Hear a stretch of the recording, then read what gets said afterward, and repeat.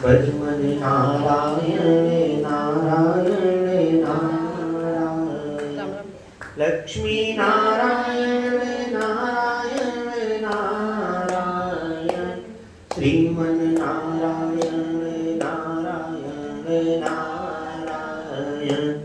ओम नमः शिवाय, ओम नमः शिवाय, हर हर भोले नमः शिवाय। ओम नमः शिवाय, ओम नमः शिवाय, हर हर भोले नमः शिवाय। शिव गंगाधराय, शिव गंगाधराय, हर हर भोले नमः शिवाय। ओम नमः शिवाय, ओम नमः शिवाय, हर हर भोले नमः शिवाय। आज श्री गरुड़ प्रथम खंड गोलोक धाम अंतर्गत नवमो अध्याय है। गोलोक खंड में 9 अध्याय। आज प्रयास ये होगा कि गोलोक खंड की पूर्ति करके गर्ग जी की आज्ञा से देवक का वासुदेव जी के साथ देवकी का विवाह कराना, विदाई के समय आकाशवाणी सुनकर कंस का देवकी को मारने के लिए उद्यत होना और वसुदेव जी की शर्त पर उसे जीवित छोड़ देना। नारद जी ने कहा कि एक समय की बात है कि मथुरापुरी परम सुंदर राजभवन में गर्ग जी पधारे। वे ज्योतिष शास्त्र के बड़े प्रामाणिक विद्वान थे। संपूर्ण श्रेष्ठ यादवों ने सूरसेन की इच्छा से उन्हें अपने पुरोहित के पद पर प्रतिष्ठित किया। मथुरा के उस राजभवन में सोने के किवाड़ लगे थे, उन किवाड़ों में हीरे जड़े थे। राजद्वार पर बड़े बड़े गजराज घूमते थे, उनके मस्तक पर झुंड के झुंड भंवरे आते और हाथियों के बड़े बड़े कानों से आहत होकर गुंजार करते हुए उड़ जाते थे। ऐसी वहां उस मथुरा की शोभा थी।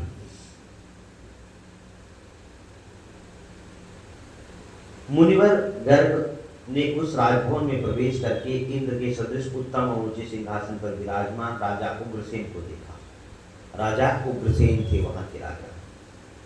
अक्रूर, देवक तथा कंस उनकी सेवा में खड़े थे और राजा छत्र चंद्र से शोभित थे तथा उन पर चमड़ उड़ा रहे थे। मुनियों को उपस्थित देख राजा उग्रसेन सहसा सिंहासन से उठकर खड़े हो गए। उन्होंने अन्यान्य यादवों के साथ उन्हें प्रणाम किया। सुभद्र पीठ पर बिठाकर उनकी सम्यक प्रकार से पूजा की, फिर स्तुति और परिक्रमा करके उनके सामने विनीत भाव से खड़े होकर गर्ग मुनि ने राजा को आशीर्वाद देकर समस्त राज परिवार को कुशल मंगल पूछा। फिर उनकी महामना महर्षि नीतवेता एवं श्रेष्ठ देवक से कहा। गर्ग जी ने कहा, हे राजन, मैंने बहुत दिनों तक इधर ढूंढा और सोचा विचारा। मेरी दृष्टि में वसुदेव जी को छोड़कर भूमंडल में के नरेशों में दूसरा कोई देवकी के योग्य वर नहीं दिखा। अतः आप अपनी पुत्री वसुदेव को ही वर बनाकर उन्हें सौंप दें और विधि पूर्वक दोनों का विवाह कर दें। इस तरह से वसुदेव देवकी का विवाह हुआ।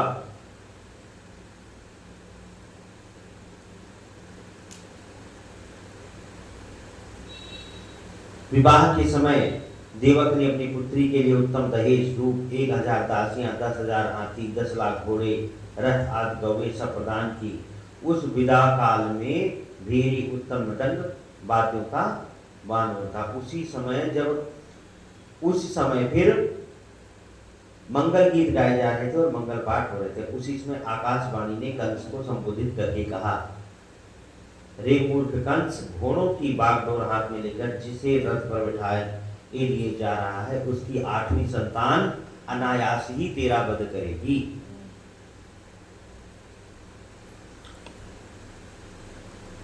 स्वभाव से ही अत्यंत खल दुष्ट, लज्जा तो उसे छू भी नहीं गई थी। वह निर्दय होने के कारण बड़े भयंकर कर्म कर डालता था। बस वो अपने पिता की वगैरह तो सम्मान करता था। अब उसको मृत्यु का भय हुआ तो वो और ज्यादा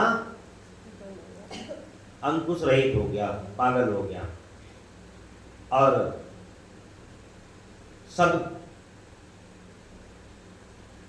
सबके देखते देखते तलवार लेके देवकी की गर्दन पर रख दिया। सबके मुंह पर मुर्दनी छा गई। ऐसी स्थिति में सत्पुरुषों में श्री वसुदेव जी ने कंस से कहा। वसुदेव जी बोले, भोजेंद्र, आप इस वंश की कीर्ति का विस्तार करने वाले हैं। भौमासुर, जरासंध, बकासुर, वत्सासुर, बाणासुर सभी योद्धा आपसे लड़ने के लिए भूमि युद्ध में आए, किंतु उन्होंने आपकी प्रशंसा की क्योंकि आपने धर्म से युद्ध किया। और आपने तो पूतना को बहन कहा, वो भी लड़ने आई। आपने कहा कि नहीं, तू तो मेरी बहन है, मैं स्त्रियों से कैसे, तो और अपनी सगी बहन को आप मारने को उद्यत हो। आपको भय तो एक है ना कि इसकी 8वीं संतान आपको मार दूं, मैं इसकी 8वीं संतान आपको दे दूंगा। ऐसा कहकर कंस ने ठीक है कह के छोड़ दिया। फिर नारद जी ने तुरंत कंस के पास जाकर कहा कि ये जो जितने भी हैं मथुरा में नंदराय हैं, वसुदेव जी हैं, ये सब गोलोक धाम के पूरा वृत्तांत कह सुनाया नारद जी ने कंस को कि सब देव हैं, ये सब देवता हैं और देवताओं की गिनती उल्टी होती है। देवता उल्टा गिनते हैं। संस्कृत में अंक का नाम वामतो है ना, संस्कृत में उल्टी गिनती है ना, एकादश 11 हुआ, मतलब एकादश, एक पहले फिर 10 बाद में, तो ये 11 हुआ। तो इस तरह से उसको समझाया कि एकादश इस तरह से उल्टी गिनती गिनते देवता लोग, और ये सब देवता हैं, गोलोक धाम के हैं, ये इनकी गिनती उल्टी हो गई, कहीं 8वां गर्भ यही हो गया। तो पहला तो कंस ने फिर उनको पकड़ लिया और लाके जेल में डाल दिया।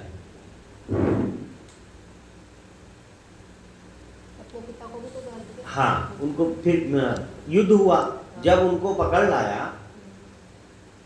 के लाया तो सारे यदुवंशी लड़ गए, उग्रसेन महाराज लड़ गए। तो सबको, कंस में बल बहुत था, सबको गदा लेके अपने ही सबको मार पीट के भगा दिया। उग्रसेन जी को जेल में डाल दिया, सब कथा तो ज्ञात ही है। और सबको बंदी बना लिया। तो और जो बालक उत्पन्न हुआ था उसको शिला पर पटक दिया।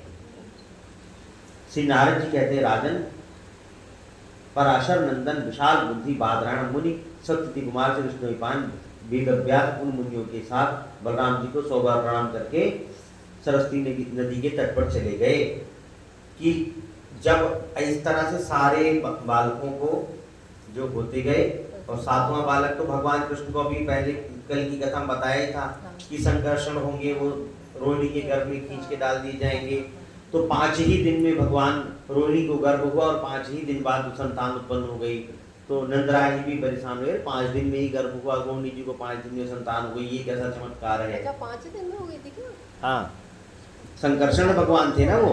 अच्छा, उनका गर्भ विस्थापित गर्भ थे वो। हाँ, वो तो वहाँ से ज्योति आई थी, वहाँ पे रही थी, ये क्या पता था मुझे 5 दिन। हाँ, ये नहीं पता था, मैं तो ये आगे पता चला। विस्थापित गर्भ थे। अच्छा। तो 5 दिन में ही उनका वहाँ पे फिर जन्म हो गया। इस तरह से पूरी कथा को सुना करके नंदराय जी वगैरह को सबको सब कथा सुनाई। फिर जो है आगे चले। 11वें दिन में भगवान वसुदेव देवकी के आवेश, देवताओं का उनका स्तवन, आविर्भाव काल, अवतार, विग्रह की झांकी, वसुदेव देवकी के भगवत स्तवन, भगवान द्वारा उनके। अब इस अध्याय में होगा कि भगवान का वसुदेव देवकी में आवेश। भगवान ने अपना स्वरूप दिखाया, देवकी और वसुदेव में तेज, दैविक तेज उत्पन्न हुआ। देवताओं का स्तवन फिर उन्होंने किया।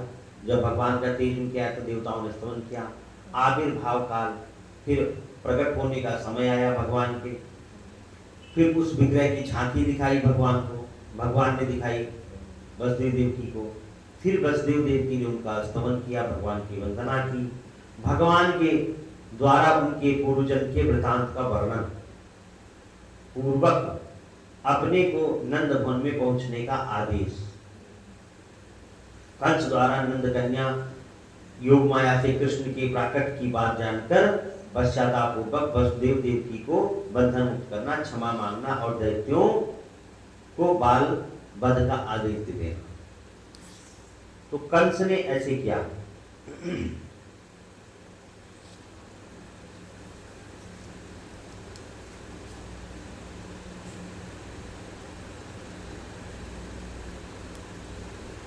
नारद जी कहते हैं कि मिथिलापति बहुलास्व को सुना रहे थे कथा। सर्व देवता रूपणी देवकी को यह भी ज्ञात हो गया कि मेरे घर में परिपूर्णतम भगवान साक्षात श्याम सुंदर श्री कृष्ण का आविर्भाव हुआ है, भगवान का जन्म हुआ जब। अतः वे भी उन्हें नमस्कार करके देवकी ने कहा, हे सत्यनारायण कृष्ण, हे अगणित ब्रह्मांडों के स्वामी, हे परमेश्वर, हे गोलोक धाम मंदिर की ध्वजा, हे आदिदेव, हे पूर्ण ईश्वर, हे परिपूर्णतम परमेश्वर, हे प्रभु, आप पापी कंस के भय से मेरी रक्षा कीजिए। श्री नारद जी कहते हैं, राजन, पिता माता की ओर से किया गया वह स्तव सुनकर पाप नाश साक्षात परमोत्तम भगवान श्री कृष्णचंद्र मुस्कुराते हुए देवकी और वसुदेव से कहते हैं कि पूर्व सृष्टि में ये माता पतिव्रता कृष्ण और आप प्रजापति सुतपा दोनों संतान के लिए ब्रह्मा जी की आज्ञा से अन्न और जल का त्याग करके भारी तपस्या की थी।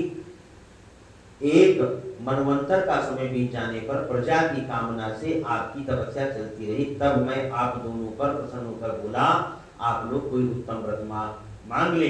मेरी बात सुनकर आप तत्काल बोले, प्रभु, हम दोनों को आपके समान पुत्र हो। उस समय तथास्तु कहकर जब मैं चला गया तब आप दोनों दंपत अपने पुण्य कर्म के फलस्वरूप प्रजापति हुए। संसार में मेरे समान तो कोई पुत्र है नहीं, यह विचार कर मैं स्वयं ही परमेश्वर आपका पुत्र हुआ, भगवान ने बताया।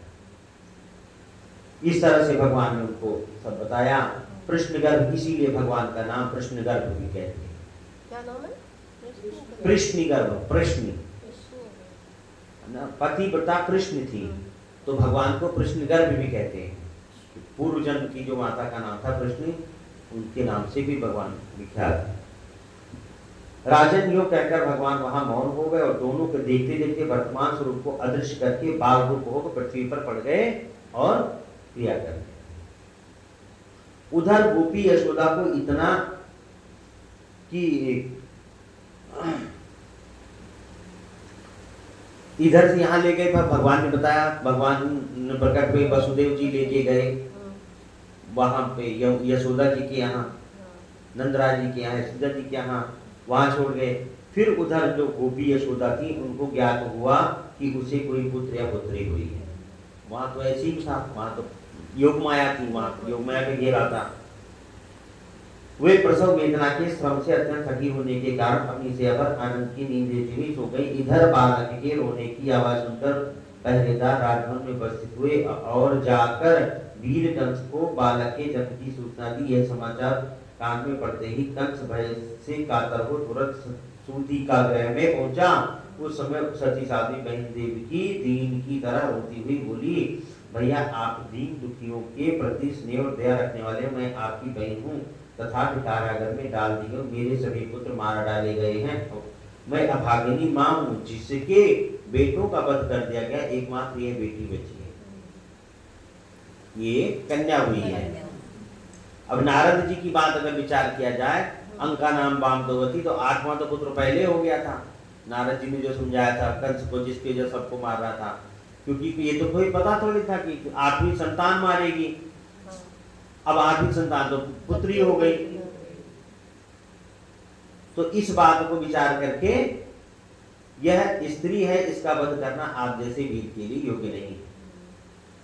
इस कल्याणी कन्या को तो मेरी गोद में दे ही दीजिए, यही आपके योग्य कार्य होगा। नारद जी कहते, राजन, देवकी के मुंह पर आंसुओं की धारा बह रही। उसे मोह के कारण बेटी को आंचल में छिपाकर विनती कि वह बहुत रोई गए, तो भी उस दुष्ट बहन को डांट फटकार कर उसकी गोद से वह कन्या छीन ली। वह यदुकुल का कलंक और महानिष्ठा सदा कुसंग में रहने के कारण उसका जीवन पापमय हो गया था। उस दुरात्मा ने अपनी बहन की बच्ची को दोनों पैर पकड़कर शिला पर पटक दिया। उसके शिला पर पटकते ही वह कन्या दृष्टिगोचर नहीं, शतपत्र रथ पर जा बैठी, शतपत्र रथ पर जा बैठी और वहां चंवर डुलाए जा रहे थे। उस शुभ रथ पर बैठकर वह दिव्य रूप में धारण कर दृष्टिगोचर रूप में दिखाई देने लगी। उसकी 8 भुजाएं थी और सब में आयु शोभा पा रहे थे। वह महादेवी माया देवी अपने पार्षदों से परिसेवित थी। उसका तेज 100 सूर्यों के समान दिखाई देता था, उसे मेघ गर्जना तुल्य गंभीर वाणी में कहा। जैसे कथा में पहले दिन बताया था कि भगवान की पराशक्ति एक अपराशक्ति है। जो पराशक्ति है संपूर्ण भूत राधा जी है, और जो संपूर्ण अपराशक्ति है वही प्रकृति माया है। उसका मूर्तिमान स्वरूप यही देवी है, विंध्याचल देवी, भवानी देवी, आदि शक्ति जो यहाँ से जाती है ना, वही देवी अपरा प्रकृति, कोई भगवान की माया। श्री योग माया बोली, कंस तुझे मारने वाले परिपूर्णतम परमात्मा साक्षात भगवान श्री कृष्ण तो कहीं और अवतीर्ण हो गए, इस दीन देवकी को तू व्यर्थ दुख दे रहा है। नारद राजन, उससे योग कहकर भगवती योग माया विंध्य पर्वत पर चली गई। वहां वे अनेक नामों से प्रसिद्ध योग माया की उत्तम बात को सुनकर कंस को बड़ा आश्चर्य हुआ। उसने देवकी और वसुदेव को तत्काल बंधन से मुक्त किया। कंस का बहन और बहनोई, वसुदेव जी मैं पापात्मा हूँ, मेरे गर्भ पापमय है, मैं इस यदुवंश में महानीच और दुष्ट हूँ, मैं ही इस भूतल पर आप दोनों के पुत्रों का हत्यारा हूँ। आप दोनों मेरे द्वारा किए गए इस अपराध को क्षमा कर दें, मेरी बात सुने। मैं समझता हूँ यह सब काल ने कराया है। जैसे वायु मेघ माला को जहाँ चाहे उड़ा लेते, उसी तरह काल ने प्रेरित करके मुझे ऐसे करने को कहा। फिर नारद जी आए और कंस को समझाया कि नारद जी कहते हैं, फिर नारद जी समझाते हैं, बलवास को कहते हैं कि राजन योग कहकर कंस बहन और बहनोई के चरणों में गिर पड़ा। फिर फुट फुट कर उसके ऊपर असुधारा बहती थी। उसने दोनों के प्रति सौहार्द अत्यंत स्नेह दिखाते हुए उनकी बड़ी सेवा की। अहो परिपूर्णतम प्रभु श्री कृष्ण के दया दान दक्ष कटाक्षों से भूतल पर क्या नहीं हो सकता। तदंतर प्रातः काल दुरात्मा कंस ने प्रबल आज बड़े बड़े असुरों को बुलाया और कहा, योगमा ने जो कुछ कहा है वह सब उनसे कह सुनाया। कंस मित्रों, जैसा हो योग माया ने बताया है, मेरा विनाश करने वाला सत्य पृथ्वी पर कहीं उत्पन्न हो चुका था। तुम लोग जो 10 दिन में के भीतर उत्पन्न हुए हैं और जिनको जन्म लिए 10 से दिन अधिक निकल गए हैं, उन समस्त बालकों को मार डालो। दैत्यों ने कहा ठीक है, ऐसे ही करें। फिर वो जाए अपना इधर उधर सबको मारने लगे।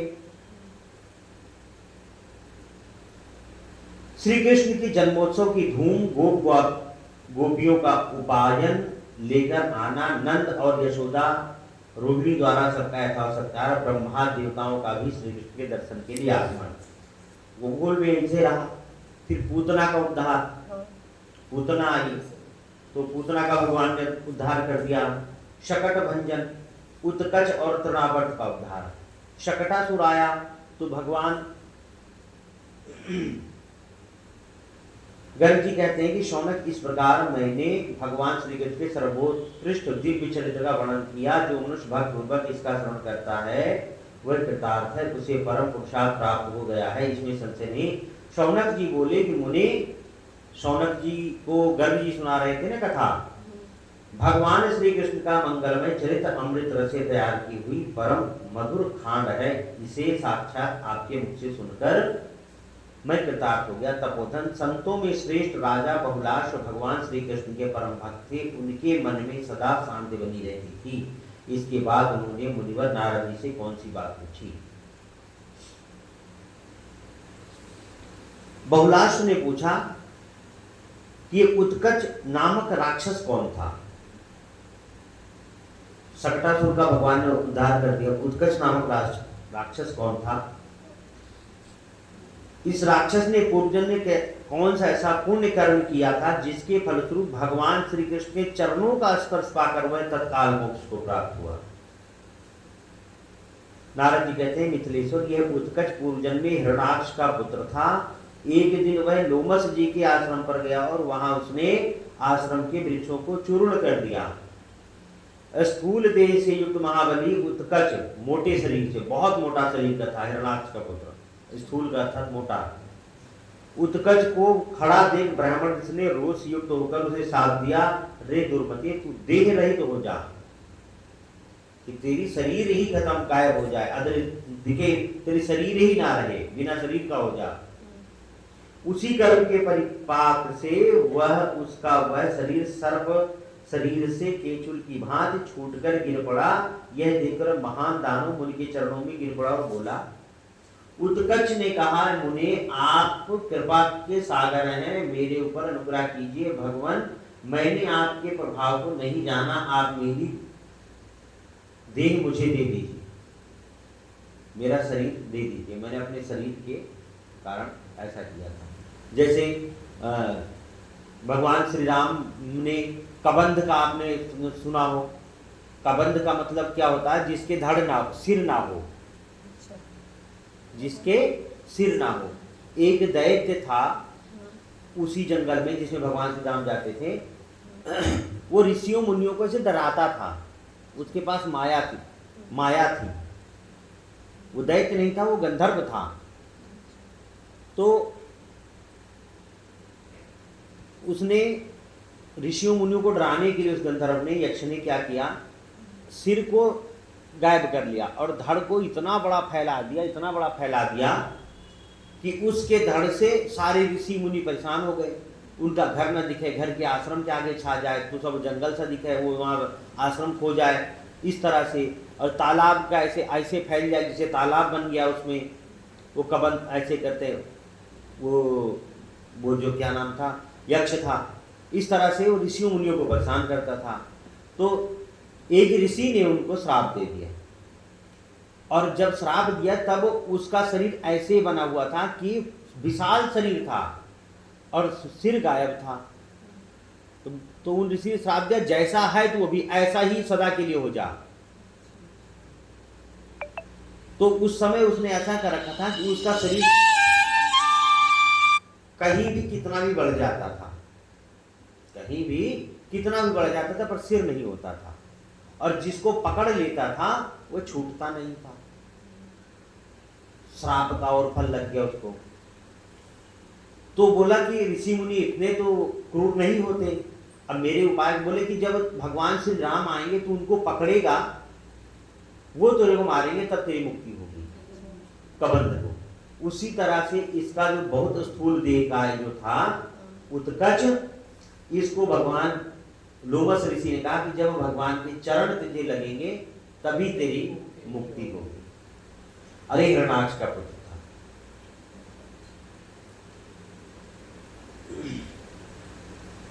नारद जी कहते हैं कि लोमस जी ने विधाता की 100 नीतियां देखी हैं। 100 नीतियां था 100 ब्रह्मा।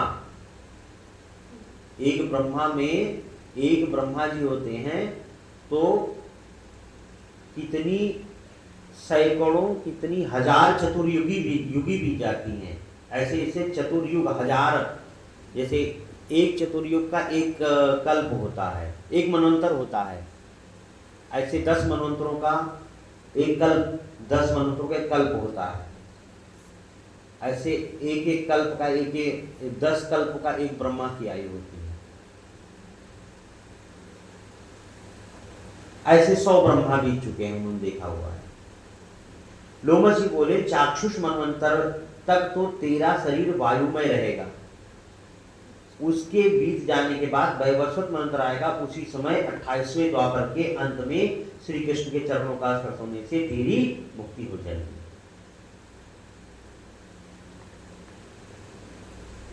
नारद जी कहते हैं कि इसी तरह से एक दिन नंदरानी जी भगवान को लिए गोद में बैठी थी। वो बड़े भारी होते चले गए, और भारी हुए ऐसे, फिर उन जमीन पर रख दिया। फिर तृणावर्त आया, वो तृणावर्त उनको घुमा के ले गया। भगवान तृणावर्त जब ले गया आसमान में, तो भगवान इतने भारी हो गए कि तृणावर्त का घूमना ही बंद हो गया, और भगवान ने उसको इतना जोर से मुक्का मारा कि वह मर गया तृणावर्त।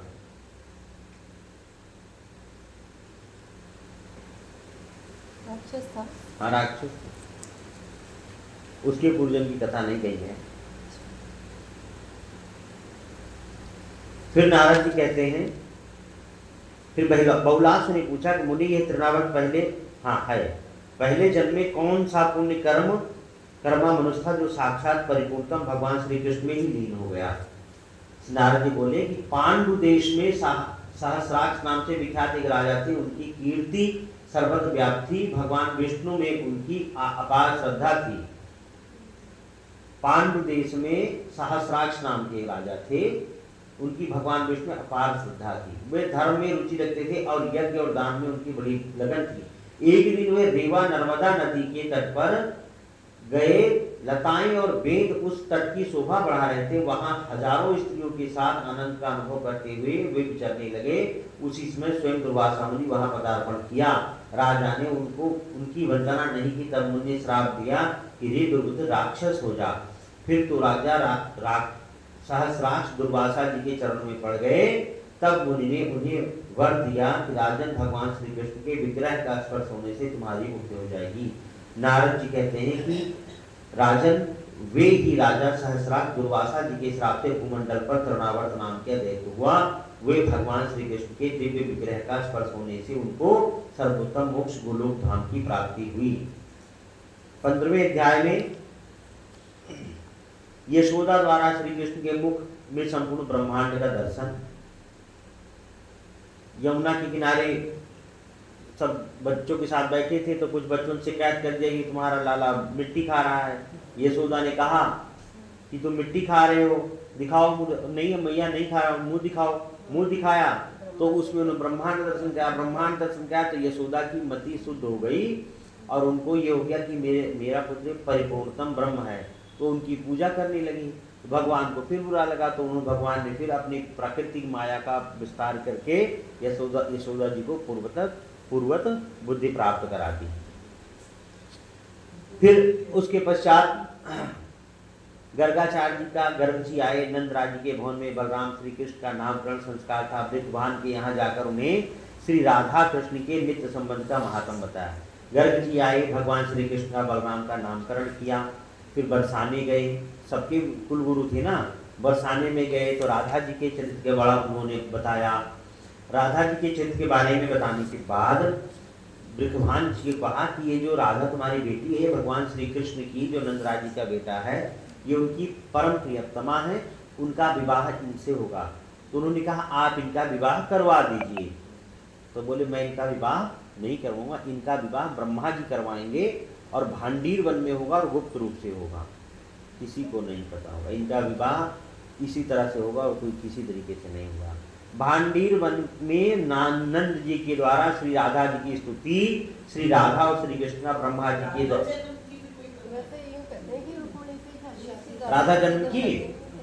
राधा जन्म की कथा उतनी पीछे सुनाई थी ना कि सुचित्र और कीर्ति जो थी वो पूर्व जन्म में वहां से गोलोक धाम से थी। तो उन्होंने हाँ वही है, इसीलिए इसको संक्षिप्त में वही कथा इसमें भी है।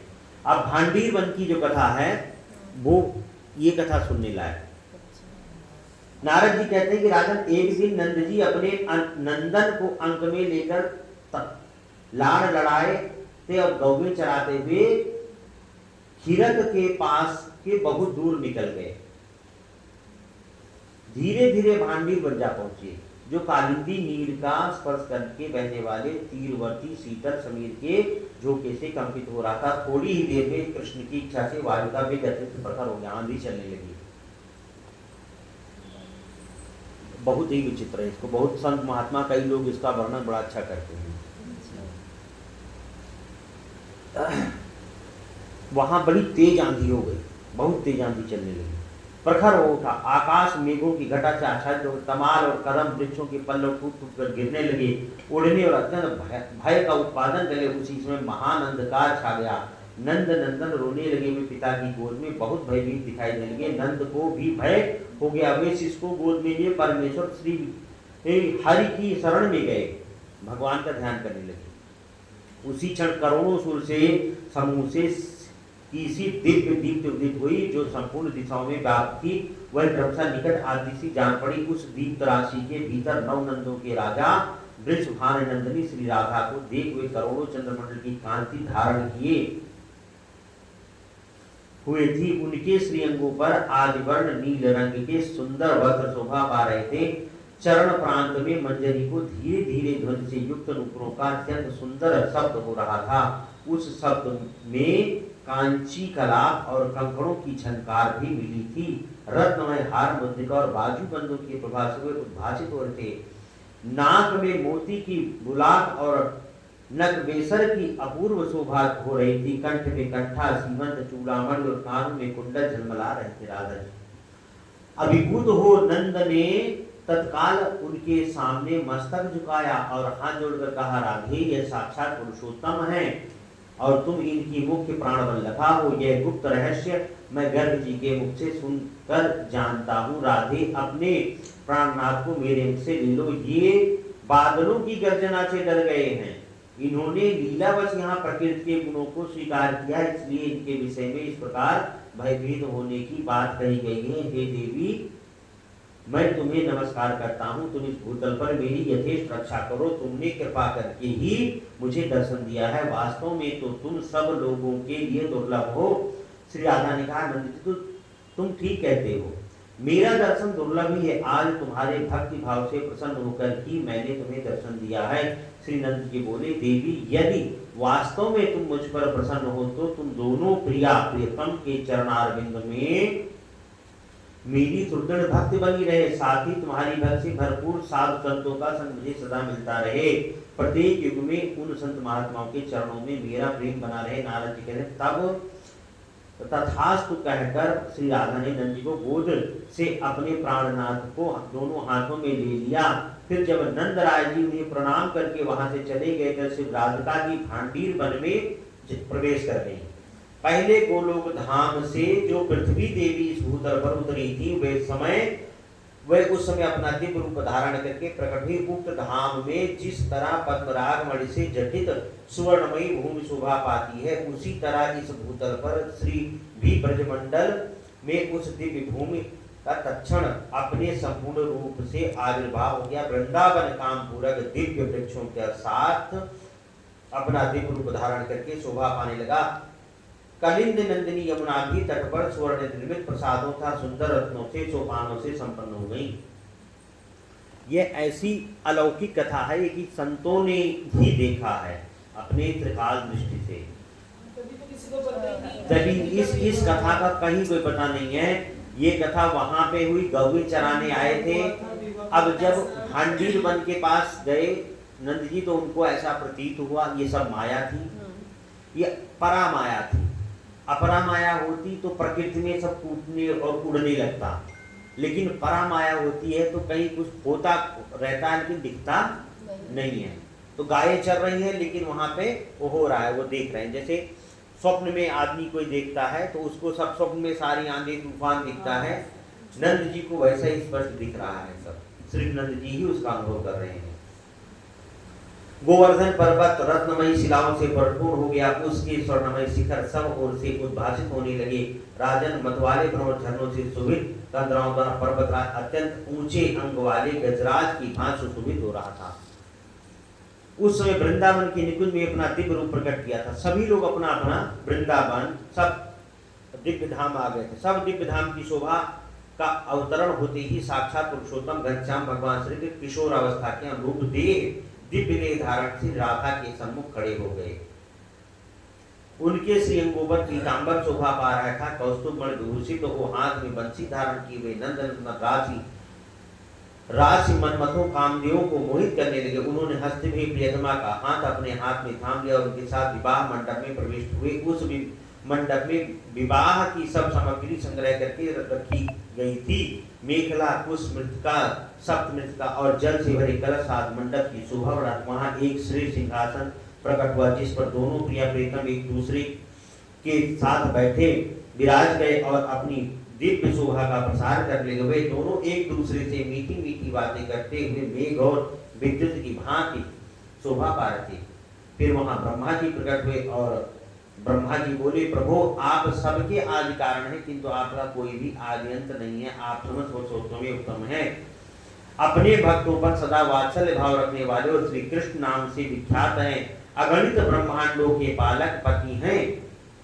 ऐसे आप परात्पर प्रभु राधा प्राण वल्लभ श्री कृष्ण चंद्र की मैं शरण लेता हूँ। आप गोलोक धाम के अधिनाथ हैं। आपकी लीलाओं का कहीं अंत नहीं है। आपके साथ ये लीलावती श्री राधा अपने लोक नित्य धाम में ललित लीलाएं किया करती हैं। जब आप ही वैकुंठनाथ के रूप में विराजमान होते हैं तब वृषभान नंदिनी ही लक्ष्मी रूप से आपके साथ शोभित होती हैं। जब आप श्री रामचंद्र के रूप में आप भूतल पर अवतीर्ण होते हैं तब जनक नंदिनी सीता के रूप में आपका सेवन करती हैं। आप श्री विष्णु हैं, आप कमलवासिनी कमला हैं। जब आप यज्ञ पुरुष का अवतार धारण करते हैं तब श्री जी आपके साथ दक्षिणा रूप में निवास करती हैं। आप पति शिरोमण हैं और ये पत्नियों में प्रधान हैं। आप नरसिंह हैं तो ये आपके हृदय में रमा रूप से निवास करती हैं। आप नर नारायण के रूप में तपस्या करते हैं, उस समय आपके साथ ये परम शांत के रूप में विराजमान होती हैं। आप जहाँ जिस रूप में रहते हैं वहाँ तदनुरूप देह धारण करके ये छाया की भांति आपके साथ रहती हैं। आप ब्रह्म हैं और ये तटस्था प्रकृति। आप जब काल रूप से स्थित होते हैं तब इन्हें प्रधान प्रकृति के रूप में जाना जाता है।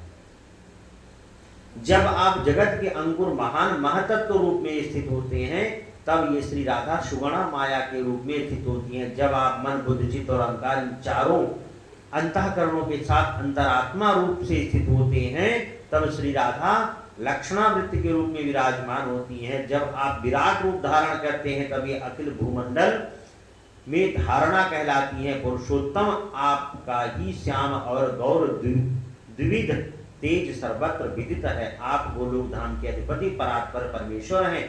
मैं आपकी शरण लेता हूँ। नारद जी कहते हैं कि राजन इस प्रकार स्तुति करके ब्रह्मा जी ने उत्तर कुंड में अग्नि प्रज्वलित की। अग्निदेव के मुख सम्मुख बैठे हुए दोनों ने प्रिया प्रियतम के वैदिक विधान से पाणिग्रहण संस्कार कराया, भगवान का ब्याह करा दिया।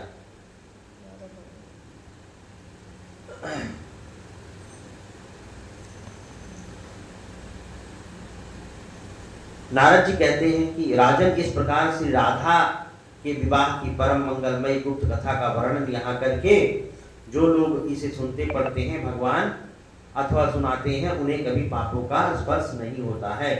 ब्रह्मा जी ने विवाह की सारी क्रियाएं पूरी की और राधा कृष्ण का वहां मांडवी में विवाह हुआ। उसके बाद भगवान की फिर बाल लीलाएं शुरू हो गई। भगवान जी नंद उम्र अभी वर्ष भर भी तो नहीं थे। हाँ अभी वर्ष भर नहीं हुआ उतना। हाँ किसी को वर्ष भर नहीं हुआ। तदंतर नारद जी कहते तदंतर बलराम और श्री दोनों गौर श्याम मनोहर बालक श्री कृष्ण की बाल लीला में दधि चोरी का वर्णन। अब दधि चोरी का वर्णन शुरू होगा। अब थोड़े बड़े हो गए। इसमें बड़े संक्षेप नहीं, मैंने भी बड़े संक्षेप में इस कथा को कह दिया कि सब अगासुर बकासुर की कथाएं सब की सब कथा सुनी हुई है, वही कथाएं सब कथाएं। यही अलग कथा थी भगवान की कि इसमें नंदराय जी एक बार लेकर उनको गैये चराने गोद में लेके कि मैं लाला को लेके जाता हूँ। रोज नहीं लेके जाते थे लेकिन उस दिन लेके गए कि आज मैं लेके जाता हूँ। गैया चराते चराते आगे चले गए नंदराय जी। अभी भगवान गाय चराना नहीं शुरू किए थे और अभी भी नहीं। अभी भगवान दही चोरी कर रहे हैं, अभी तो यहीं घर पे ही रहते हैं। तो उस दिन वो लेके गए नंदराय जी। तो उस दिन ऐसी वो प्रकृति हो गई कि नंदराय जी चले थोड़ा पहुंच जाए ज्यादा तो यमुना किनारे पहुंच गए जाके और भांडीर बन के आसपास पहुंच गए। वो तो उस दिन माया होनी थी।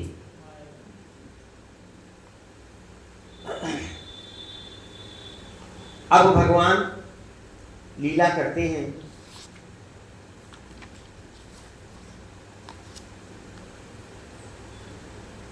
कि दोनों श्री कृष्ण और बलराम गौर श्याम मनोहर बालक विविध लीलाओं से नंद भवन को अत्यंत सुंदर एवं आकर्षक बनाने लगे।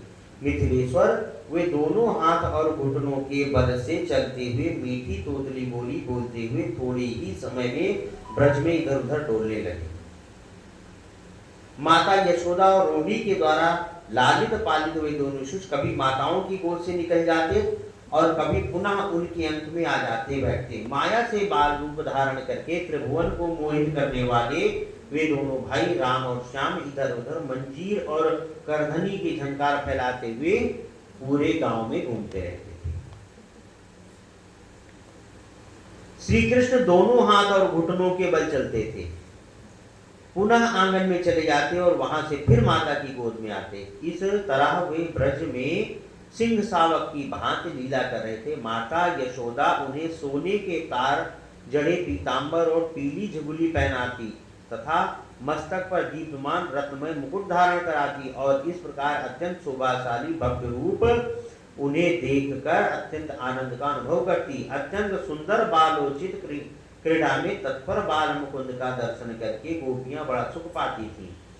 वे सुख स्वरूपा गोपांगनाएं अपना घर छोड़कर नंदराज के गोष्ठ में आ जाती और वहां आकर वे सब की सब अपने घरों की सुध बुध भूल जाती। राजन नंदराय जी के गृह द्वार पर कृत्रिम सिंह की मूर्ति देखकर भयभीत की तरह जब श्री कृष्ण पीछे लौट पड़ते तब यशोदा जी अपने लाल को गोद में उठाकर घर के भीतर चली जाती थी। उस समय गोपियां ब्रज में दया से द्रवित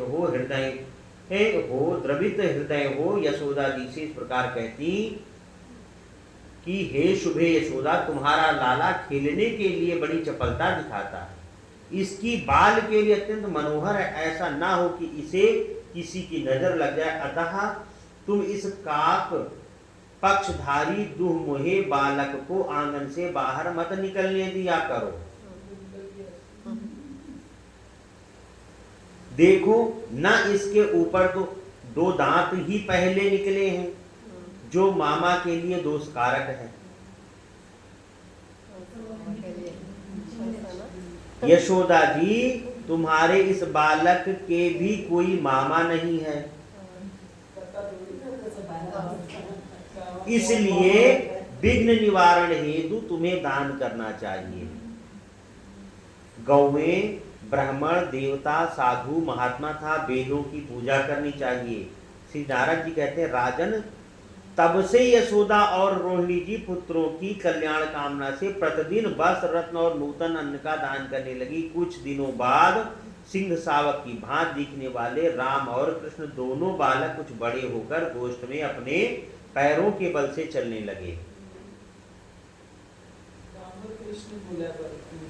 रामकृष्ण ही उनका रामकृष्ण ही थे, बलराम जी का राम ही नाम था। राम श्री दामा और सुबल आदि ब्रज बालक सखाओं के साथ यमुना जी के शुभ्र वालुकामय तट पर कौतूहल पूर्वक लौटते हुए राम और श्याम नील सघन तमालों से घिरे कदम कुंज की शोभा से विलसित कालिंदी तटवर्ती उपवन में विचरण लगे। श्री हरि अपनी बाल लीला से गोप गोपियों को आनंद प्रदान करते हुए सखाओं के साथ घरों में जा जाकर माखन और घी की चोरी करने लगे। एक दिन उपनंद पत्नी गोपी प्रभावती श्री नंद मंदिर में आकर यशोदा जी से बोली, शिकायत आ गई भगवान की पहली। प्रभावती ने कहा, यशोमत, हमारे और तुम्हारे घर में जो माखन, घी, दूध, दही और तक्र मट्ठा है उसमें कोई ऐसा बिलगाव नहीं है कि जो तुम्हारे घर में माठा दही रखा है और मेरे घर में जो रखा हुआ है वो कोई अलग तो है नहीं, एक ही जैसा है, क्योंकि दही दूध एक जैसा है। नहीं है कि यह हमारा है और तुम्हारा है, अलगाव कुछ नहीं है, सब रखा। मेरे यहाँ तो तुम्हारे कृपा प्रसाद से ही सब कुछ हुआ है। मैं यह नहीं कहना चाहती कि तुम्हारे इस लाला ने कहीं चोरी सीखी है।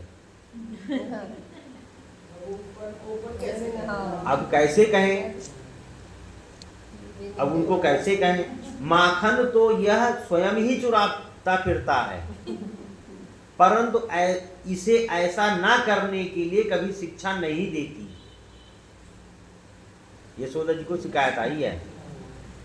एक दिन जब मैंने शिक्षा दी तो मुझे ही ढीठ बालक मुझे गाली देकर मेरे आंगन से भाग निकला।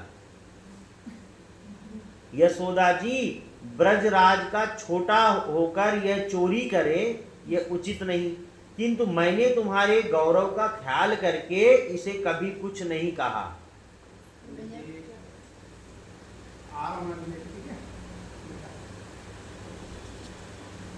कुछ नहीं कहा। नारद जी कहते हैं, राजन, प्रभावती की बात सुनकर नंद मोगेहिनी यशोदा ने बालक को डांट बताई और बड़े प्रेम से सांत्वना पूर्वक प्रभावती से कहा। यशोदा जी कहती है, बहन, मेरे घर में करोड़ों गौवे हैं। अब शिकायत आई ना, तो बात तो वही शिकायत हो गई कि दही तुम्हारे घर में भी है, मेरे घर में भी गौवे हैं, सब तुम्हारी कृपा से है, फिर भी ये लड़का चोरी करता है। इसकी घर की धरती सदा गोरस से भीगी रहती है, पता नहीं है बालक क्यों तुम्हारे घर में दही चुराता है। हमारे घर में इतना दूध दही है कि लुटिया दो लुटिया तो लुढ़क जाता है, जमीन पर पड़ा रहता है, खुशबू आती जमीन से।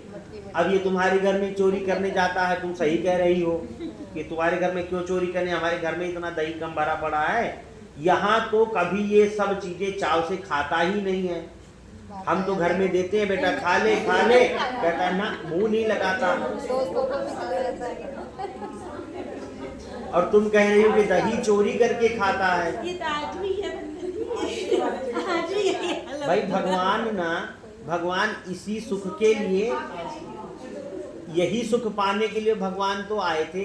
और उन गोपियों ने यही सुख पाने के लिए कि भगवान दूसरे के बच्चों को देखते थे कि बच्चे चोरी करते हैं, माँ कहती नहीं, यही सुख पाने के लिए तो उन्होंने कहा कि अगर ये लाला चोरी करे और मैं शिकायत लेके जाऊं तो मैं कहूँ नहीं, वही यही सुख तो मिल रहा है वहाँ भगवान। नहीं, मगर आज भी बच्चों को दूसरे के घर का खाना पसंद आता है, अपना घर का नहीं पसंद नहीं आता। वह सब तुमने मुझ चुराया हो। अब यशोदा जी कहती है इसने जितना भी दही या माखन चुराया हो वह सब तुम मुझसे ले जाओ। कितना चुराया होगा? मटकी 2 मटकी चुराया होगा। ले जा भाई, तो 1 मटकी मक्खन ले जा, मेरे तेरे को यही इच्छा है तो। और इसीलिए उसने भी कहा कि कम तो है नहीं, मेरे यहाँ भी तुम्हारे यहाँ भी कमी कोई नहीं है। पर लाला को ऐसी क्या जरूरत पड़ी चोरी करने की, वैसे खा लेता। तुम्हारे पुत्र और मेरे लाला में किंचित मात्र कोई भेद भी नहीं है। यदि तुम इसे माखन चुराकर खाते और मुख में माखन लपेटे हुए पकड़कर मेरे पास ले आओगी तो मैं इसे अवश्य पिटाई करूंगी। अब इसको अगर चोरी करते रंगे हाथ पकड़ के ले आओ तो इसकी पिटाई होगी। अब ऐसे शिकायत बनेगी प्रभावती। हाँ, नारद जी कहते हैं कि राजन, यशोदा जी की यह बात सुनकर गोपी प्रभावती प्रसन्नता पूर्वक अपने घर से खुश हो गई। अब जो है अब पकड़ लूंगी। एक दिन श्री कृष्ण सम्यक वयस्क बालकों के साथ फिर दही चुराने के लिए उसके घर में गए। अब उन्हीं घर में जाएं, जो भगवान को छेड़ दे भगवान उसको छोड़े नहीं। घर की दीवार के पास सटकर एक हाथ से दूसरे बालक का हाथ पकड़कर धीरे धीरे घर में घुसे। छीके पर रखा हुआ गोरस हाथ में पकड़ में नहीं आ सकता। यह देखकर श्री हरि ने स्वयं एक ओखली के ऊपर पीढ़ा रखा, उस पर कुछ ग्वाल बालों को खड़ा किया और उनके सहारे आप ऊपर चढ़ गए। तो भी छीके पर रखा हुआ गोरस अभी और ऊंचे कद के मनुष्य के लिए भी प्राप्त किया जा सकता था। तो बालक सोचते, इसलिए वे उसे पा न सके। तब श्री दामा और सुबल के साथ उन्होंने मटके पर डंडे से प्रहार किया। दही का बर्तन फूट गया और सारा गव्य पृथ्वी पर बह चला। तब बलराम सहित माधव ने ग्वाल बालों और बंदरों के साथ वह मनोहर दही जी भर कर खाया। भांड के फूटने की आवाज सुनकर गोपी प्रभावती भी वहां पहुंची। घोर में कुछ लगता है कुछ टूटा, कुछ कोई है घर। अन्य सब बालक तो वहां से चुपके से भाग गए, किंतु श्री कृष्ण का हाथ उसने पकड़ लिया। श्री कृष्ण भयभीत से होकर मिथ्या आंसू बहाने लगे। प्रभावती लेख लेकर नंद भवन की ओर चली। सामने नंदराय जी खड़े थे। उन्हें देखकर प्रभावती ने मुख पर घूंघट डाल लिया। श्री हरि ने सोचने लगे कि इस तरह जाने पर माता मुझे अवश्य दंड देगी। अतः उन स्वच्छंद गति परमेश्वर ने प्रभावती के ही पुत्र का रूप धारण कर लिया। पुत्र का रूप धारण। दूसरा था रोष से भरी हुई प्रभावती यशोदा जी के पास शीघ्र जाकर बोली, इसने मेरा दही का बर्तन फोड़ा है और सारा दही लूट लिया। यशोदा जी ने देखा यह तो इसी का पुत्र है। तब हंसती हुई गोपी से बोली, पहले अपने मुख से घूंघट तो हटाओ, फिर बालक के दोष बताना। यदि इस तरह झूठे ही दोष लगाना है तो मेरे नगर से बाहर चली जाओ। क्या तुम्हारे पुत्र की हुई चोरी मेरे बेटे के माथे मढ़ दी जाएगी? तब लोगों के बीच लजाती हुई प्रभावती अपने मुंह से घूंघट को हटाकर देखा तो उसे अपना ही बालक दिखाई दिया। उसे देखकर वह मन ही मन चकित होकर बोली, रे निगोड़े, तू कहाँ से आया? मेरे हाथ में तो ब्रज का सारा सर्वस्व था। इस तरह बड़बड़ाती हुए अपने बेटे को लेकर नंद भवन से बाहर चली गई। यशोदा, रोहिणी, नंद, बलराम तथा अन्यान्य गोप और गोपांगनाएं हंसने लगी और बोली, अहो, ब्रज में तो बड़ा भारी अन्याय दिखाई देने लगा है। उधर भगवान बाहर की गली में पहुंचकर फिर नंदनंदन बन गए।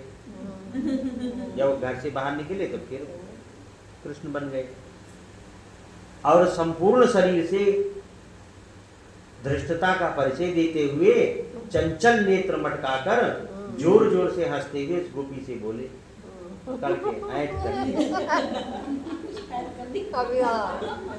श्री भगवान ने कहा, री गोपी, यदि फिर कभी तू मुझे पकड़ेगी तो अब की बार मैं तेरे पति का रूप धारण करूंगा।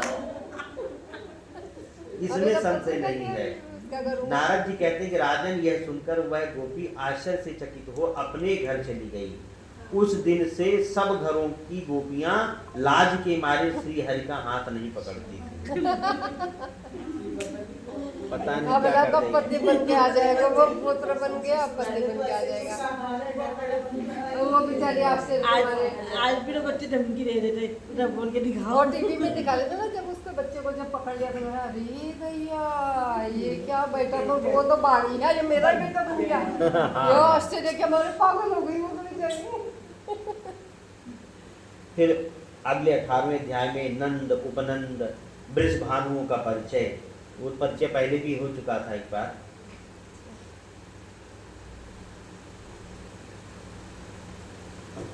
और उसके बाद अगले अध्याय में श्री दामोदर कृष्ण का उखल बंधन था, उनके द्वारा यमराजन वृक्ष का उद्धार। यमराजन वृक्ष का उद्धार उसी तरह से हुआ जैसा पढ़ा या देखा गया है पहले की कथाओं में।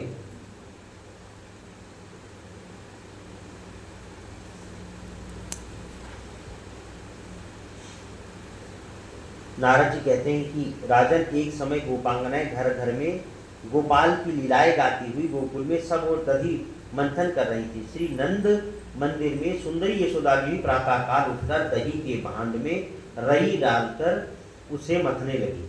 मथानी की आवाज सुनकर बालक श्री नंदन भी नवनीत के लिए कौतूहलवश मंजीर की मधुर ध्वनि प्रकट करते हुए नाचने लगे। माता के पास बाल क्रीड़ा परायण श्री कृष्ण बार बार चक्कर लगाते और नाचते हुए बड़ी शोभा पा रहे थे और बजती हुई करधनी के घुंघरुओं की मधुर झंकार बारंबार फैला रहे थे। वे माता से मीठे वचन बोलकर ताजा निकाला हुआ मक्खन मांग रहे थे। जब वह उन्हें नहीं मिला तब वे कुपित हो उठे और एक पत्थर का टुकड़ा देकर उसके द्वारा दही मथने का पात्र फोड़ दिया। ऐसा करके वे भाग चले। यशोदा ने भी अपने पुत्र को पकड़ने के लिए पीछे पीछे दौड़ी। वे उनसे एक ही हाथ आगे थे, किंतु वे उन्हें पकड़ नहीं पाती थी। जो योगीश्वरों के लिए भी दुर्लभ है, वे माता की पकड़ में कैसे आ सकते थे। निर्देशक तथा श्रीहरि ने भक्तों की प्रति अपनी भक्त वत्सलता दिखाई, इसलिए वे जानबूझकर माता के हाथ में पकड़ में आ गए। अपने बालक पुत्र को पकड़कर यशोदा ने रोषपूर्वक उखल में बांधना आरंभ किया। वे जो जो बड़ी से बड़ी रस्सी उठाती वह सबको छोटी हो जाती। भला कोई प्रकृति से परे विद्यमान परमात्मा यहाँ के गुण से रस्सी से कैसे बन सकते हैं। जब यशोदा बांधते बांधते थक गई तो हतोत्साह होकर बैठ रही और बांधने की इच्छा भी छोड़ दी। तब वे स्वच्छंद गति से भगवान श्री कृष्ण स्ववश होते हुए भी कृपा करके माता के बंधन में आ गए। भगवान की ऐसी कृपा कर्मचारी ज्ञानियों को भी नहीं मिल सकती। फिर जो कर्म आसक्त हैं उनको तो मिल भी कैसे सकती है। जो ज्ञानी हैं ऐसे भगवान की लीला का संयोग ज्ञानियों को, महात्माओं को, ग्रह त्यागियों को, जिन्होंने जीवन, अन्न सब कुछ छोड़ दिया भगवान की लालसा को प्राप्त करने के लिए, वैसे और गृहस्थियों को कैसे प्राप्त हो जाएगी? वो तो कथा श्रवण करके ही आनंद विभोर होने के ही भगवान की बड़ी कृपा है। ये भक्त का ही प्रताप है कि वे माता के बंधन में आ गए नरेश्वर, इसलिए भगवान उनके साधक आराधकों को मुक्ति तो दे देते हैं किंतु भक्ति नहीं देते। भगवान अपने भक्तों को मुक्ति तो दे देते हैं, साधकों को, ध्यान करने वालों को, जप करने वालों को, लेकिन भक्ति नहीं देते। कलयुग में यही तो सबसे बड़ा प्रधान गुण है। कलयुग में एक भी गुण नहीं है, एक ही गुण है कि वो भक्ति प्रदान कर देता है। कलयुग में जितना भी जाप करो कम है। कलयुग में जाप को चौगुना कहा गया है, ध्यान को चौगुना कहा गया है, और आयु छोटी कर दी है।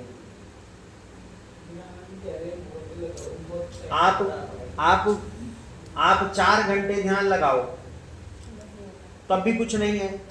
उठोगे 4 मिनट में सब भ्रष्ट, सब नष्ट। नहीं, मन लग भी गया तो भी आप 10-20 घंटे लगा लो ध्यान, फिर उठोगे, कलयुग में है, फिर भ्रष्ट। लेकिन भक्ति हो गई तो भक्ति का प्राप्त किया हुआ कलयुग में कभी नष्ट नहीं होता। गोपियों ने कहा, नंदरानी तुम्हारा यह नन्हा सा बालक सदा ही हमारे घरों में जाकर बर्तन भांडे फोड़ता रहता है, तथापि हम करुणावश इसे कभी कुछ नहीं कहती। ब्रजेश्वरी यशोदे, तुम्हारे दिल में जरा भी दर्द नहीं है? तुम निर्दय हो गई हो और एक बर्तन के फोड़ देने से काल तुमने इस बच्चे को छड़ी से डराया और रस्सी से बांध भी दिया है। बहुत गलत बात है। श्री नारद जी कहते हैं, नरेश्वर, उन गोपियों के यूं कहने पर यशोदा जी कुछ नहीं बोली। वे घर के काम धंधों में लगी रही। इसी बीच मौका पाकर श्री कृष्ण ग्वाल बालों के साथ वहां उखली खींचते हुए यमलार्जुन भगवान को मुक्त कर दिया। बोले यमलार्जुन भगवान की जय। उनको जाके पेड़ में फंस के उखाड़ दिया, पेड़ गिरे, यशोदा जी दौड़ी भागी आई। ऐसी ही कथा है, दुर्वासा द्वारा भगवान की माया गोलोक में श्री कृष्ण का दर्शन तथा नंद नंदन स्तोत्र का वर्णन। दुर्वासा जी की कथा सुनाई थी राधिकाओं गोपियों की, भगवान कृष्ण जब बड़े हो गए थे कि हमारे, एक कथा दुर्वासा जी की इसमें है, वो शायद वो कथा भी इसमें आए जो पहले सुनाई थी। नारद जी कहते हैं कि राजन, एक दिन मुनिश्रेष्ठ दुर्वासा परमात्मा श्री कृष्ण का दर्शन करने के लिए ब्रजमंडल में आए। उन्होंने कालिंदी के निकट पवित्र बालुकामय पुलिन के रमणीय स्थल में महावन के समीप श्री कृष्ण को निकट से देखा। अच्छा, ये दुर्वासा जी के साथ हुआ है। ऐसा एक ऋषि के साथ और था, वटस्य पत्रस्य पुटे शयानम बालम मुकुंदम मनसा स्मरामि। ये मार्कंडेय जी के साथ भी ऐसा हुआ था। मार्कंडेय चिरंजीवी है। उन्होंने कहा कि भगवान मुझे आपकी माया देखनी है, तो बोले ठीक है जाओ, माया देखनी है तो जाओ, तब अपनी कुटिया में जाकर अपनी तपस्या करो। अब वहां से मार्कंडेय जी को जो दिखाया था, अब दुर्वासा जी को जो कथा सुनाएंगे, दोनों एक ही कथा है। ये पिछली बार सुनाई थी। हाँ, मार्कंडेय जी मार्कंडेय जी को भगवान ने कहा ठीक है, समय आएगा दिखा देंगे, आप जो तपस्या करो अपनी कुटिया में। अब दुर्वासा जी ये भगवान को देखने आए द्वापर में, जब भगवान जी, तो देखिए क्या देखते हैं, कथा सुनते हैं, समय हो गया, ये कथा पूरी करके ना कि भगवान श्री कृष्ण जी कालिंदी के निकट रेत में खेल रहे हैं। ग्वाल बाले उनको रेत का ढीला मार रहे हैं, गेंद फेंक के मार रहे हैं, वो गिर रहे हैं, उठ रहे हैं और खेल रहे हैं उसी मिट्टी में, धूल धूसर है, साधारण बालकों की तरह ऐसे खेल रहे हैं, रो रहे हैं, तूने मार दिया, ऐसे कर दिया, भांति भांति की बालोचित लीलाएं कर रहे हैं। इन सब कारणों से बड़े मनोहर जान पड़ते। उनके सारे अंग धूल से दूषित थे, मस्तक काले उंगराले बालों से केस था। दिगंबर वेश में बालकों के साथ दौड़ते हुए श्री हरि को देखते हुए दुर्वासा के मन में बड़ा विस्मय हुआ। दिगंबर नंग दड़ंग भगवान को बोले, वो पीताम्बर, ये दिगंबर भगवान को छोटे करके, भगवान छोटे से बस वो बचती रहती थी और भागते रहते थे। हाँ कर लेते। बात श्री मुनि मन ही मन कहने लगे, क्या यह खड़ विधि भगवान के खड़ैश्वर्य है, 6 ऐश्वर्य है भगवान में। वो जो 6 ऐश्वर्य, किसी के अंदर एक ऐश्वर्य हो जाए कि धन हो जाए, किंचित मात्र थोड़ा बहुत, करोड़ को करोड़पति, और भगवान रमापति लक्ष्मीपति जो कि पृथ्वी नहीं पूरे ब्रह्मांड की लक्ष्मी पति, उसके पास ऐश्वर्य की कमी, वह ऐसे नंगे घूम रहे। मिटते जा रहे हैं। दुर्वासा जी के मन में आया, अरे हमारे जो खड़ ऐश्वर्य जिन ईश्वर की मैं ध्यान करता हूँ, जिनकी बात सुनी ऋषियों से और अपने गुरुओं से और संतों के समाज में बैठ कर जो चर्चा सुनी कि नंद नंदन भगवान यहाँ पे हैं, यही है वो। फिर यह बालकों के साथ धरती पर क्यों लौट रहा है? मेरी समझ में ये केवल नंद का पुत्र है। यहाँ जो बताया कि नंदराज का उन्हीं का बेटा ही है। ईश्वर में तो ऐसा गुण कैसे आ सकता है?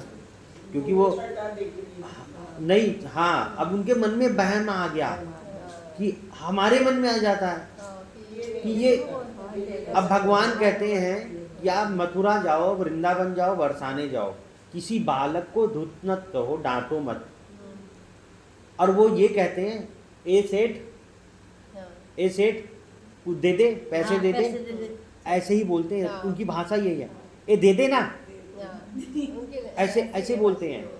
कितने भी बड़े हो तुम, कितना भी छोटा हो, और वहां जाके तुमने कुछ ऊट पटांग कह दिया तो पता नहीं कन्हैया किस रूप में बैठे हैं, कहाँ किस रूप में आएगा। तो ऐसे ही तब, अब तो कलयुग है, अब तो जाएं तो हम कुछ भी कहते हैं, लेकिन तब जब स्वयं भगवान ही वहां विराजमान थे, दुर्वासा जी गए और जो इतने त्रिकाल लग गया, उनको भ्रम हो गया, तो हम लोग तो न जाने क्या कह आते हैं। उसी जगह वहीं पे नारद कहते हैं, राजन जब महामुनि दुर्वासा इस प्रकार मोह में पड़ गए, तब खेलते हुए श्री कृष्ण स्वयं उनके पास उनकी गोद में आ गए। भगवान तो सब अंतर्यामी जानते हैं। फिर उनकी गोद से हट गए। श्री कृष्ण की दृष्टि बाल सिंह के समान थी। वह हंसते हुए मधुर वचन बोलते हुए पुनः उनके सन्मुख आ गए। हंसते हुए आए, हंसते हुए भाग जाए उनके पास, हंसते हुए आए, हंसते हुए भाग जाए। श्री कृष्ण के श्वास से खींचकर मुनि उनके मुख में घुस गए। श्वास से भगवान ऐसे पास आए और श्वास से ऋषि उनके मुख में प्रविष्ट हो गए। हंसते हुए आए तो बड़े जोर जोर से। वहां जाकर यही मार्कंडेय जी के साथ हुआ। भगवान, हाँ, यही मार्कंडेय जी के साथ हुआ। वहां जाकर उन्हें विशाल लोक देखा, जिसमें जंगल निर्जन प्रदेश दृष्टिगोचर हो रहे थे। वहां जंगलों में भ्रमण करते हुए मुनि बोले, मैं कहाँ यहाँ कहाँ आ गया। इतने ही उन महामुनियों के एक अजगर मिल गया उन महामुनि को वहां पे। भगवान के जब अब भगवान के अंदर गए तो वहां सब लीला होगी, ये सारी लीला है। एक अजगर मिल गया। उसके पेट में पहुंचने पर मुनि ने वहां 7 लोक का पातालों सहित समूचे ब्रह्मांड का दर्शन किया। अजगर निकल गया उनको वहां पे। फिर उसके द्वीप में भ्रमण करते हुए दुर्वासा मुनि एक श्वेत पर्वत पर पहुंच गए। उस पर्वत पर 7 वर्ष तक, 100 करोड़ वर्ष तक भगवान का भजन करते रहे और जप करते रहे। इतने में ही संपूर्ण विश्व के लिए ओर से धरातल पर प्रलय आ गई, महाप्रलय उत्पन्न हो गई।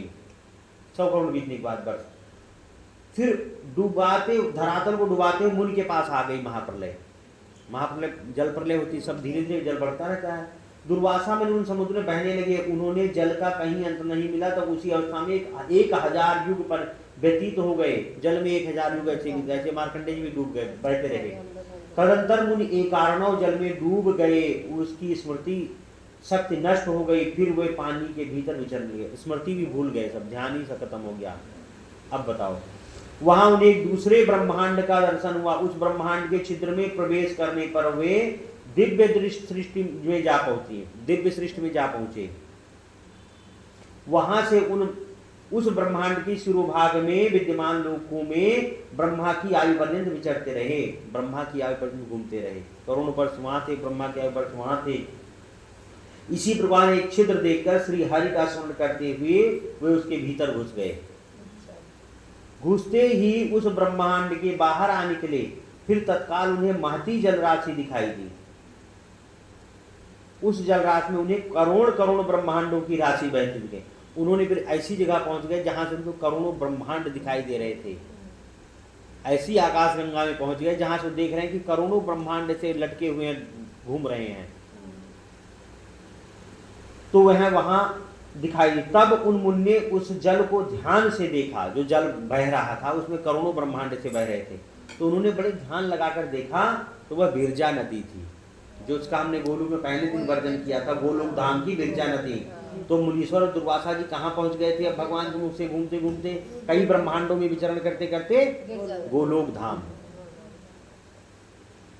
तब मुनि ने जल को ध्यान से देखा, नदी पर वहां विरजा नदी का दर्शन हुआ। उस नदी के पार पहुंचकर मुनि ने साक्षात गोलोक में प्रवेश किया।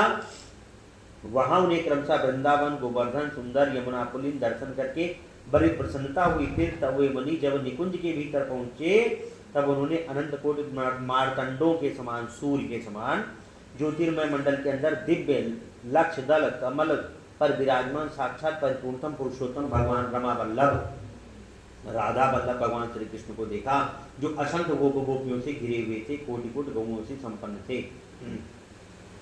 असंख्य ब्राह्मणों के अधिपति उन भगवान श्री हरि के साथ उनके गोलोक का भी मुनि ने दर्शन किया, गोलोक धाम का मुनि ने दर्शन किया। उन्हें देखकर भगवान श्री कृष्ण हंसने लगे। हंसते समय उनके श्वास से खींचकर दुर्वासा मुनि उनके मुंह से भीतर पहुंच गए। भगवान की गोलोक धाम में भगवान हंसने लगे और हंसते हुए उनके भगवान के मुंह में देखे, भगवान में फिर घुस गए। उस मुख से पुनः बाहर निकलने पर उन्हें उन्हीं बाल रूपी श्री नंदनंदन को देखा, यहीं आ गए, जो कालिंदी के निकटवर्ती पुण्य बालुका में रमण स्त्री में बालकों के साथ विचर रहे थे। इतने में करोड़ों वर्ष कल्पांत बीत गया। सारी कल्पना कर गया अंदर ही। महावन में श्री कृष्ण उस रूप में दर्शन करके दुर्वासा मुनि यह समझ गए कि ये श्री कृष्ण साक्षात परब्रह्म है। मुनि बोले, अब मुनि ने इसके बाद नेत्र नूतन विकसित शतदल कमल के समान विशाल हैं उनकी एक प्रार्थना की, वंदना की, खूब वंदना की। नारद जी कहते हैं इस प्रकार कृष्ण को प्रणाम करके मुनिश्रोमण दुर्वासा उन्हीं का ध्यान करते जप करते हुए उत्तर में बद्रिकाश्रम को चले गए। श्री गर्ग जी कहते हैं, शौनक, इस प्रकार देववृत्ति महात्मा नारद ने बुद्धिमान राजा बहुलाष्ट्र को भगवान श्री कृष्ण का चरित्र सुनाया था। ब्रह्मन, वह सब मैंने तुमसे कहा भगवान का सुयश कलुष का नाश करने वाला है। कलयुग का पाप नाश करने वाला, कलुष धर्म अर्थ काम और मुक्त चारों पदार्थों को देने वाला, दिव्य लोकातीत, लोकों से परे। अब तुम और क्या सुनने की इच्छा? सौनक जी ने तपोधन। इसके बाद मिथिलेश्वर ने बहुलाश ने शांत स्वरूप ज्ञानदाता महान नारद से पूछा, वही प्रसंग मुझसे कहिए। नारद जी ने कहा, शौनक ज्ञानदाता नारद जी ने नमस्कार करके मिथिलारस ने पुनः उनसे श्री कृष्ण के विषय में मंगल धाम का है प्रश्न किया। श्री बहुलाश ने कहा, परमानंद विग्रह साक्षात भगवान को इसके बाद और कौन कौन सी विचित्र लीलाएं की है मुझे बताएं। पूर्व के अवतारों में मंगलमय चरित्र संपादित किस तरह से किए, श्री कृष्ण अवतार के द्वारा इसके बाद और कौन कौन से पवित्र चरित्र किए गए, ये सब बताइए। नारद जी कहते हैं, तुम्हें अनेक साधुवाद है क्योंकि तुमने श्रीहरि के मंगलमय चरित्र के विषय में प्रश्न किया। वृंदावन में जो उनकी यशोवर्धक लीलाएं हुई उनका वर्णन मैं करूंगा। यह गोलोक खंड अत्यंत गोपनीय और परम अद्भुत, गोलोक के रासमंडल में साक्षात कृष्ण ने इसका वर्णन किया था। इसे श्री कृष्ण ने निकुंज में राधिका को सुनाया और राधा ने मुझे इसका ज्ञान प्रदान किया। मैं, नारद जी कह रहे हैं ये ज्ञान राधा जी से प्राप्त हुआ था गोलोक धाम के विषय में। नारद जी कह रहे हैं कि ये मुझे जो इसका गोलोक धाम का वर्णन राधा जी से पता था, राधा जी को कृष्ण जी ने बताया था, फिर मैंने तुमको ये सब सुनाया है। यह गोलोक खंड का वृतांत संपूर्ण पदार्थों को देने वाला उत्कृष्ट साधन। यदि ब्राह्मण इसका पाठ करे तो वह संपूर्ण शास्त्रों का अर्थ ज्ञाता, क्षत्रिय इसे सुने तो प्रचंड पराक्रमी चक्रवर्ती सम्राट होता है, वैश्य सुनो तो निधिपति हो जाता है, शूद्र सुने तो संसार के बंधन से मुक्त हो जाता है। जो इस पाठ को जगत में फल की कामना से रहित होकर इसका पाठ करता है जीवन मुक्त हो जाता है। जो सम्यक भक्त भाव से युक्त हो इसका पाठ करता है वह भगवान श्री कृष्ण के गोलोक धाम की जो प्रकृति से परे है, प्रकृति से परे है, माया परामाया अपरामाया, अपरामाया प्रकृति माया और परामाया राधा स्वरूप। प्रकृति माया से परे चला जाता है परामाया में, चला जाता है। वही आनंद विभोर वाली माया है। श्रीमन नारायण नारायण नारायण, भजमन नारायण नारायण नारायण, लक्ष्मी नारायण नारायण नारायण, राघव नारायण